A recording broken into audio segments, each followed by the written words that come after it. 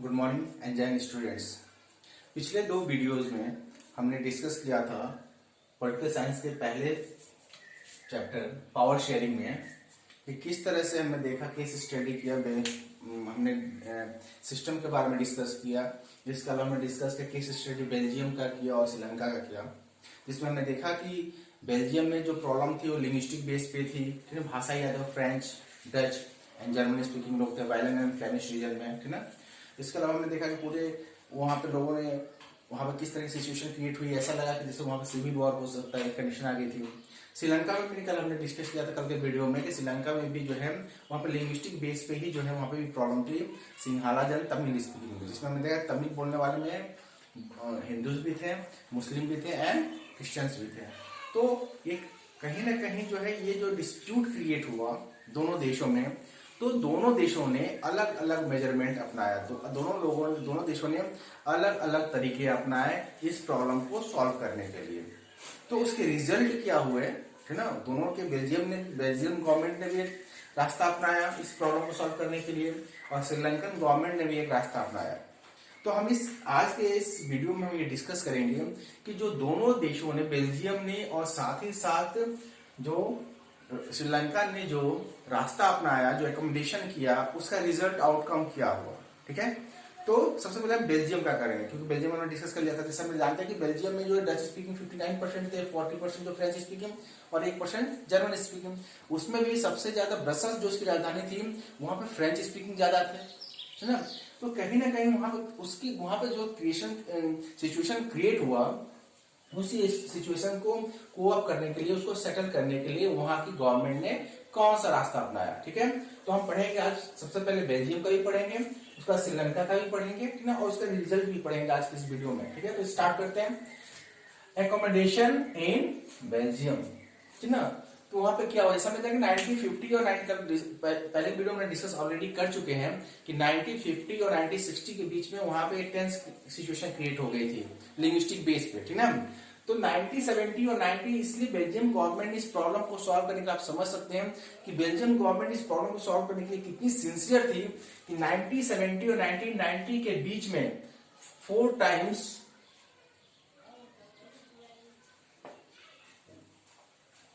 Amended, 4 बार वहां के संविधान को बदला गया। अमेंडमेंट संविधान नहीं बल्कि वहां के संविधान में संशोधन किए गए, ठीक है ना। अमेंडमेंट समझते हैं ना, जैसे कि कोई नियम बन गया और हर कोई भी नियम एक लंबे समय तक नहीं चल सकता। एक समय के बाद समाज की जरूरतें बदल जाती हैं, उनकी इच्छाएं बदलती हैं, उनका कल्चर चेंज होता है, तो उस हिसाब से उसमें अमेंडमेंट होते रहते हैं। जैसे हमारे कॉन्स्टिट्यूशन में भी अमेंडमेंट 70-80 अमेंडमेंट अब तक हो चुके आजादी के बाद, उसमें नियम लगाए गए हैं। तो आप समझ सकते हो केवल इस प्रॉब्लम को सॉल्व करने के लिए वहां की गवर्नमेंट इतनी सिंसियर थी कि लगभग 23 सालों के अंदर में 4 बार वहां के कॉन्स्टिट्यूशन को अमेंड किया गया, वहां के संविधान में संशोधन किए गए। अब वो कौन कौन सा संशोधन किया, जो संशोधन किए उसका आउटपुट किया है, क्या किया उन्होंने। पहला, equal number of ministers for the both the groups. सबसे पहले ये किया गया कि जो वहां का चुनाव होना, डेमोक्रेटिक प्रोसेस वहां पर अपनाया गया बेल्जियम ने। तो वहां पे जो चुनाव होंगे उस चुनाव में दोनों कम्युनिटी रिजर्वेशन कर दिया गया कि जो भी रिप्रेजेंटेशन होंगे वो आधे आधे होंगे, बोथ ग्रुप्स क्या होंगे, इक्वल नंबर्स होंगे। यानी कि मान लीजिए जैसे कि आपके इंडिया है और इंडिया में मान लीजिए सेंट्रल लेवल में 545 लोग आपके एमपीज होते हैं, है ना।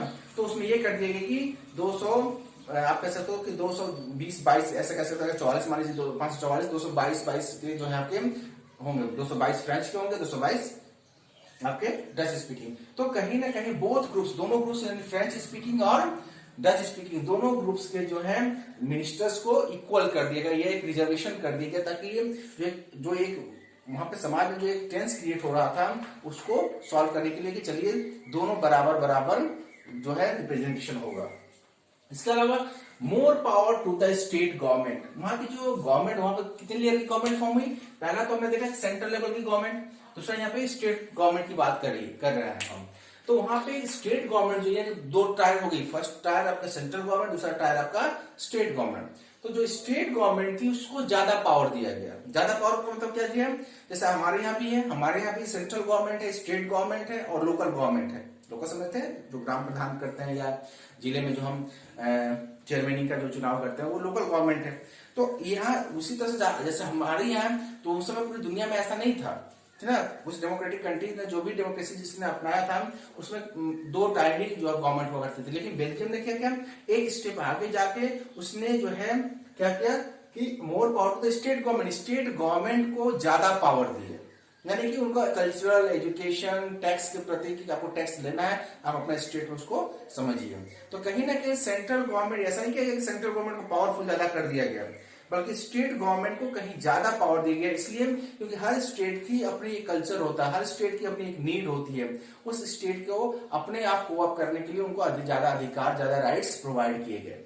तो कहीं ना कहीं ये जो टेंशन था कि मान लीजिए सेंट्रल गवर्नमेंट में बीजेपी क्या हमारे देश में सरकार है और वो कोई एक एजेंडा लेके चले जाए, आज देखते हो कि ममता बनर्जी या बहुत सारे जो स्टेट गवर्नमेंट उनका विरोध करते हैं कि हम अपने यहाँ इसको लागू नहीं, जैसे एनसीआर या सी को लेकर चलिए कि हम अपने यहाँ लागू नहीं करेंगे।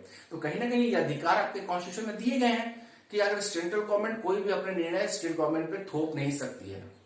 तो उसी तरह से ये एक पावर है, ठीक ना। तो ये राइट जो है, पावर जो है स्टेट गवर्नमेंट को, उसी तरह से वहां बेल्जियम में जो है उनको ज्यादा पावर दिया गया, ठीक है। इसके अलावा equal representation at the state and the central level, जो सेंट्रल लेवल बात की, ना केवल सेंट्रल लेवल पे जो हमने कहा बल्कि स्टेट लेवल पे भी इक्वल रिप्रेजेंटेशन की बात की। ऐसा नहीं कि केवल हम जो एमपी का चुनाव होगा उसके लिए, बल्कि हर स्टेट में जितने भी स्टेट थे वहां पे हर स्टेट में अलग अलग स्टेट में जो चुनाव हो रहे थे वहां पे भी जो रिप्रेजेंटेशन कर दिया गया उसको भी इक्वल रिजर्व कर दिया गया कि फ्रेंच स्पीकिंग और जर्मन स्पीकिंग के जो रिप्रेजेंटेटिव वो दोनों इक्वल ही होंगे, ठीक है।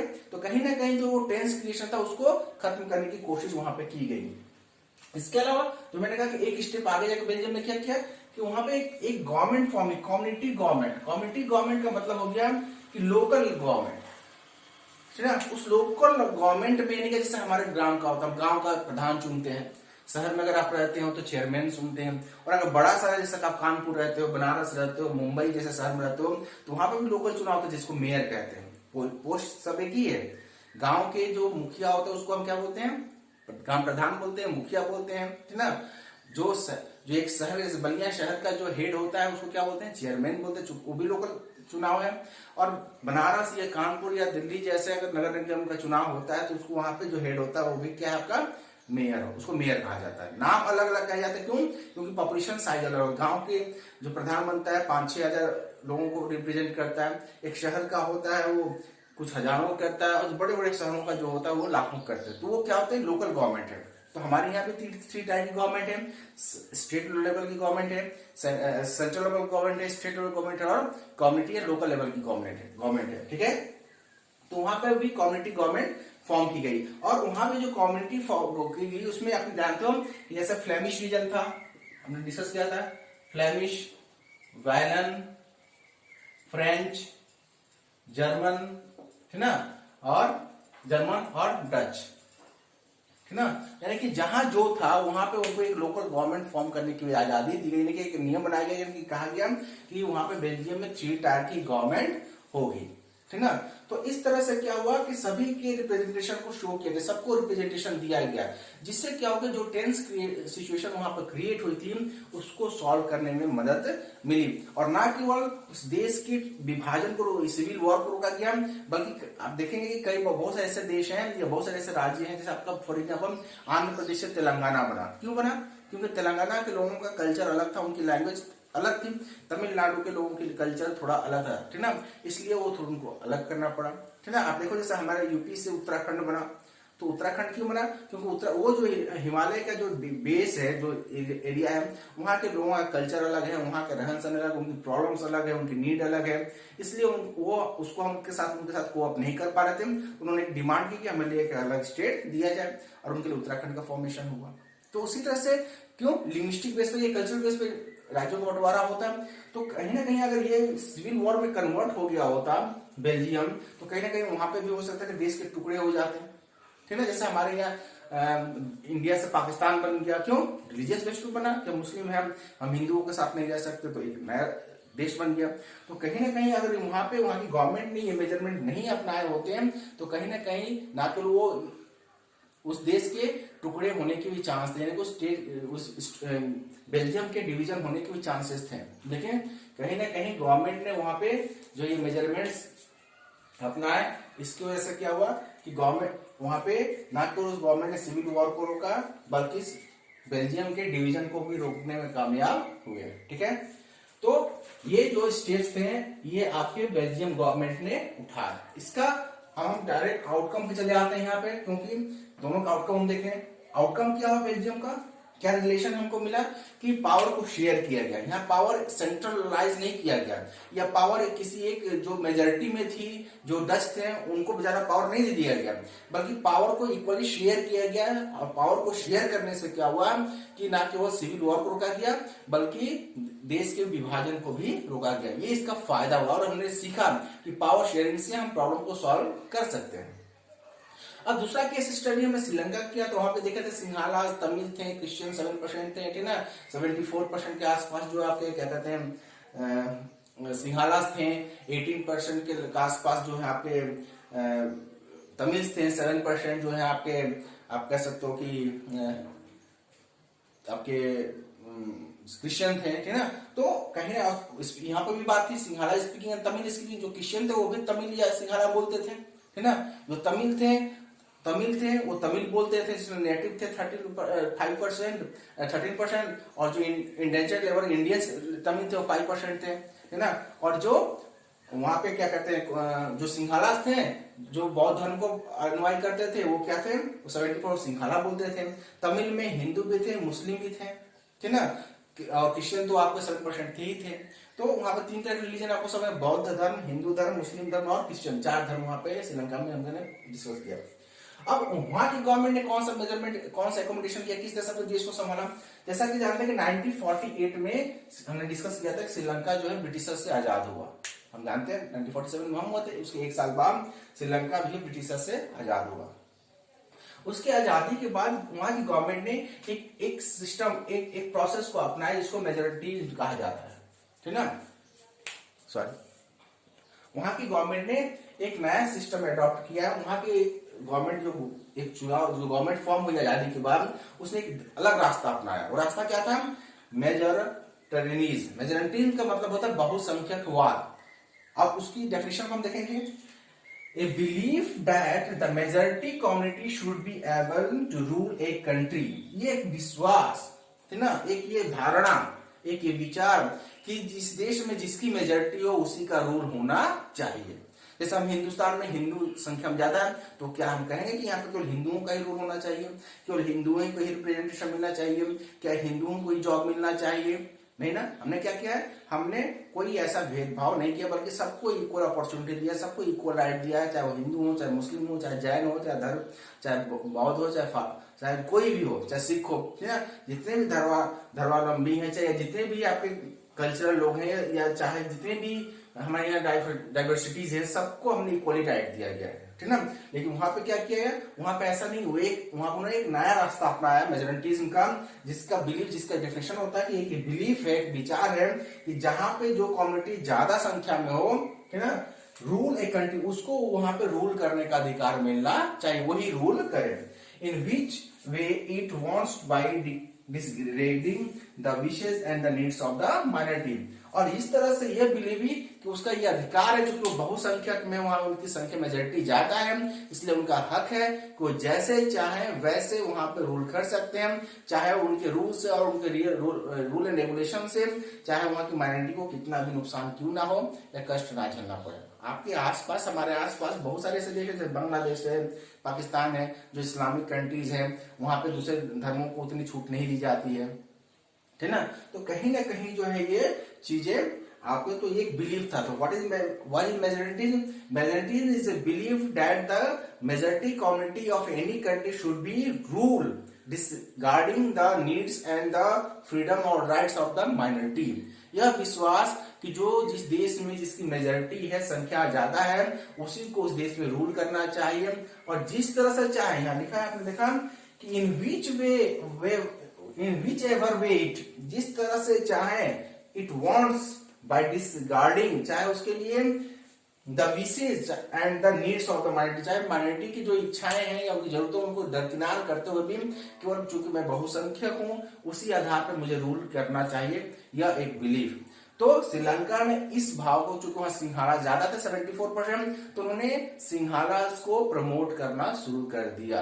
अब कैसे किया, तो उन्होंने सबसे पहले आजादी के ठीक बाद उन्होंने एक एक्ट पास की 1956 एक्ट। बहुत इंपॉर्टेंट क्वेश्चन में आता है, describe about the 1956 act of the Sri Lanka. Sri Lanka के 1956 एक्ट के बारे में डिस्क्राइब कीजिए।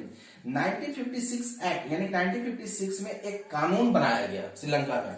1948 में आजाद हुआ, ठीक उसके 8 साल के बाद वहां पे एक कानून बनाया गया। कानून में क्या किया गया, कानून में ये किया गया कि जो वहां की लैंग्वेज थी, वहां की लैंग्वेज कौन कौन सी थी, तमिल थी एंड सिंहाला। उस वहां पे क्या गया, वहां प्रमोट किया गया कि केवल सिंहाला को ही प्रमोट किया, ऑफिशियल लैंग्वेज कर दिया गया। जैसे what is the official language of India, can you say what is the national language. हमारा हिंदी, हम बोलते हैं हिंदी हमारा नेशनल लैंग्वेज नहीं है ना, बल्कि हिंदी के साथ साथ 14 और भाषाओं को हमारे संविधान में क्या किया गया, उनको 21 भाषाओं को और भी शामिल किया गया है। यानी कि लिंग्विस्टिक बेस पे हमने इक्वलिटी और पावर शेयर करने की कोशिश की है। वहां पे ऐसा किया गया कि तमिल को डिसग्रेड करके ये कहा गया कि यहाँ का ऑफिशियल लैंग्वेज सिंहाला होगा और उसी को प्रमोट किया जाएगा। यानी कि एजुकेशन से लेके और बोलने में उसी को प्रमोट किया जाएगा, ठीक ना। बट नेचुरल कि इससे क्या होगा, क्लैश क्रिएट होगा, ठीक ना, आप डिसबिलीफ क्रिएट होगा गवर्नमेंट। जैसा क्या कोई गवर्नमेंट आए बोले कि नहीं नहीं साउथ इंडियन की कोई गवर्नमेंट, कोई प्रधानमंत्री बन जाए, बोले कि नहीं नहीं कन्नड़ जो है इस देश का जो है ऑफिशियल लैंग्वेज होगा, सबको कन्नड़ पढ़ना होगा या सबको कन्नड़ बोलना होगा, तो क्या हमारे लिए प्रॉब्लम होगी ना। या कोई बैंगलोर कोई भी लैंग्वेज, उसी तरह से अगर हमारा कर देगा नहीं सभी को हिंदी बोलना पड़ेगा, तो फिर साउथ इंडियन जो लोग हैं हमारे भाई हैं उनको प्रॉब्लम होनी शुरू हो जाएगी, ठीक ना। तो कहीं ना कहीं वहां पे ऐसा ही किया गया कि सिंहाला को प्रमोट किया गया। और ना ही केवल 1956 एक्ट में केवल लैंग्वेज को प्रमोट किया गया, ऑफिशियल लैंग्वेज बना दिया गया तमिल को दरकिनार करके, बल्कि वहां पे जो गवर्नमेंट जॉब थी उस गवर्नमेंट जॉब में भी सिंहलाज को प्रमोट किया जाने लगा। यानी कि सिंहलाज को ज्यादा अपॉर्चुनिटी और ज्यादा राइट दिए गए गवर्नमेंट जॉब्स में भी, ठीक ना। तो ये चीजें जो थी 1956 का जो एक्ट था उसमें ये बस इतना ही किया गया कि वहां पे सिंहाला को ऑफिशियल लैंग्वेज किया गया और साथ ही साथ जो है गवर्नमेंट जॉब्स में सिंहाला स्पीकिंग लोगों को ज्यादा प्रमोट किया गया, उनको ज्यादा अधिकार दिए गए, उनको ज्यादा अपॉर्चुनिटी प्रोवाइड की जाने लगी, ठीक है। इसके बाद एक नया new rule about the religion, और इतना ही नहीं बल्कि फॉस्टर्ड बुद्धिस्ट में भी कई मत होते हैं, तो जो वहां के सिंघाड़ा थे वो बुद्धिस्ट के फॉस्टर के जो है अनुयायी थे, तो ना केवल उसको बल्कि धर्म को भी आधार बनाया गया। भाषा तो छोड़िए, वहां पे धर्म को भी प्रमोट किया जाने लगा। चूंकि आप श्रीलंका में रहते हैं तो सबको जो है, यानी कि हमारे यहाँ क्या, जैसे इंडिया में सारे धर्मों को मानने की आजादी है, कोई धर्म चेंज भी कर सकता है अपनी इच्छा से, ठीक ना। इसके अलावा हम अपने हर धर्म के पर्व को आराम से मना सकते हैं कि सबको इक्वल राइट दिए गए रिलीजियस बेस पे। वहां पे ऐसा नहीं किया गया, बल्कि वहां पे एक नया रूल बनाया गया और उस रूल के तहत जो है वहां के बुद्धिस्ट को प्रमोट, यानी बौद्ध धर्म को प्रमोट किया जाने लगा। यानी क्रिश्चियन, हिंदू और इस्लाम धर्म जो मुस्लिम भी थे उनको ज्यादा जो है उनको डिस्क्रेट कर दिया गया, ठीक ना, उनको साइड लाइन कर दिया गया उनके धर्मों को, और बौद्ध धर्म को प्रमोट किया जाने लगा, ठीक है, एक रूल के तहत, ठीक है। तो इसके अलावा क्या हुआ, न्यू पार्टी। अब इसके बाद क्या हो चुकी, डिसबिलीफ क्रिएट होनी शुरू हो गई थी, ठीक है, वहां पर क्लैश होने शुरू हो गए थे। बट जो तमिल थे, जो आपके तमिल बोलते थे, जो इसमें हिंदू मुस्लिम सब थे, क्रिश्चियन थे, उसमें कहीं ना कहीं खासकर तमिल्स में उनकी पॉपुलेशन ज्यादा थी, 18% के आसपास थी, तो उनमें डिसबिलीफ क्रिएट शुरू हो गया और उन्होंने गवर्नमेंट से अपने लिए अधिकार मांगने शुरू कर दिए। और उसके बाद क्या हो गया, 1980 के बाद 1980 तक आते आते कई सारी पार्टीज फॉर्म हो गई, किस बेस पे, इस डिसबिलीफ के अकॉर्डिंग, है ना। और उसी में से एक पार्टी बनी जिसका नाम था LTTE, ठीक ना। 1980 के आसपास एक नई पार्टी का फॉर्म हुआ जिसका नाम था LTT, liberation tigers of Tamil Eelam. इन्होंने एक डिमांड रख दी, ठीक है, क्या डिमांड रखा, उन्होंने एक नॉर्थ ईस्ट में, क्योंकि नॉर्थ ईस्ट में जब मैप देखा था उसमें देखा था नॉर्थ ईस्ट में पॉपुलेशन ज्यादा थी, नॉर्थ ईस्ट का जो इलाका था वहां पे एक नया स्टेट फॉर्म करने की डिमांड कर दी कि चूंकि आप हमें राइट नहीं दे रहे हैं इसलिए हम एक अलग स्टेट करेंगे और उसका नाम रखा जाएगा तमिल एलम, ठीक है ना। तमिल एलम उस स्टेट का, जैसा बहुत सारे लोग देखा उत्तराखंड का के लिए डिमांड की है, राज्य आंदोलन हुए, तेलंगाना के लिए हो, उसी तरह से वहां पे तमिल एलम स्टेट के लिए डिमांड होनी शुरू हुई। कई सारी पार्टियां थी, लेकिन उसमें सबसे जो प्रमुख और ताकतवर पार्टी थी वो एलटीटी थी, liberation tigers of Tamil Eelam. अब ये पार्टियां जो थी धीरे धीरे धीरे पहले तो इन्होंने डिमांड करना शुरू किया, ठीक ना, पीसफुली कि हमें ये अधिकार दिए गए हैं, लेकिन एक समय के बाद जब गवर्नमेंट ने उन पर कोई तवज्जो नहीं दिया, कोई ध्यान नहीं दिया, तो 23 जुलाई 1980 के बाद ऑफिशियली वहां पे सिविल वॉर ब्रोक आउट हो गया, ठीक ना। लोगों ने सशस्त्र विद्रोह कर दिया, हथियार लेके विद्रोह कर दिया, और उसको नेतृत्व किसने किया? एलटीटी ने किया, लिबरेशन टाइगर्स ऑफ तमिल, जिसको तमिल टाइगर्स भी, उनका फेमस नाम तमिल टाइगर कहा जाता था, Tamil tigers, Tamil tigers, Tamil tigers इनको कहा जाता था, एलटीटी को। उन्होंने उसको लीड करना शुरू किया। उसका जो हेड था उसको प्रभाकर, उसका नाम था प्रभाकरन, प्रभाकरन, है ना, प्रभाकरन उसका हेड था, ठीक ना। तो उसने क्या किया, उन्होंने एक अलग स्टेट के लिए, जो नॉर्थ ईस्ट का चूंकि मेजोरिटी थी तमिल्स की, तो उन्होंने उस इलाके को, जैसे हमने पाकिस्तान ने किया इस्लाम धर्म पे, इस्लाम को बेस बना के किया, हमें उधर इस्लामी ज्यादा है, बांग्लादेश में ज्यादा, तो हमें यहाँ पे एक नया पाकिस्तान दे दिया जाए। उसी तरह से वहां पे चूंकि तमिल संख्या में ज्यादा थी, है ना, इसलिए उन्होंने वहां पे अलग स्टेट की डिमांड करनी शुरू कर दी, और ये सशस्त्र विद्रोह हो गया, इन्होंने हथियार उठा लिए, और यह लड़ाई सिविल वॉर लंबे समय तक, दुनिया का सबसे लंबा अगर देखा जाए लगभग 20, 25, 30 सालों तक 1983 से शुरू हुआ, और लगभग आप कह सकते हो कि 2003 या 4 तक, 2002 या 3 तक जाके ये जो आपका वहां पे ये सिविल वॉर चलता रहा, लगभग 20-30 सालों तक लगातार वहां पे सिविल वॉर होते रहे।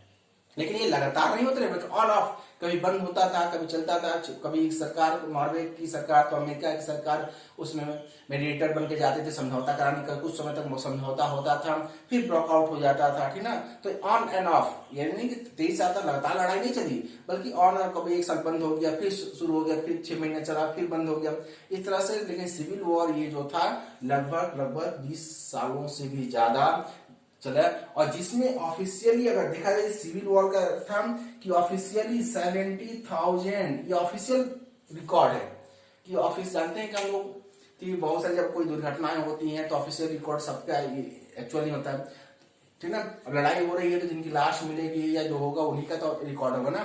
तो लगभग 70,000, इस पूरे लड़ाई में सिविल वॉर में 70,000 से ज्यादा लोग मारे गए, सैनिकों को मिला के और आम सिविलियंस को मिला के, ठीक ना। तो ये लगभग 70,000 से ज्यादा सिविलियंस और आर्म फोर्सेस इसमें, इस लड़ाई में, सिविल वॉर में मारे गए, ठीक है। तो हमने क्या देखा आउटकम एनालिसिस, इससे हमने क्या देखा, बेल्जियम जहां पे दोनों प्रॉब्लम एक थी, यहाँ पे भी लिंग्विस्टिक बेस पे डिस्क्रिमिनेशन था, यहाँ पे भी सिंघाड़ा और तमिल 2 लैंग्वेज के बेस पे डिस्क्रिमिनेशन था।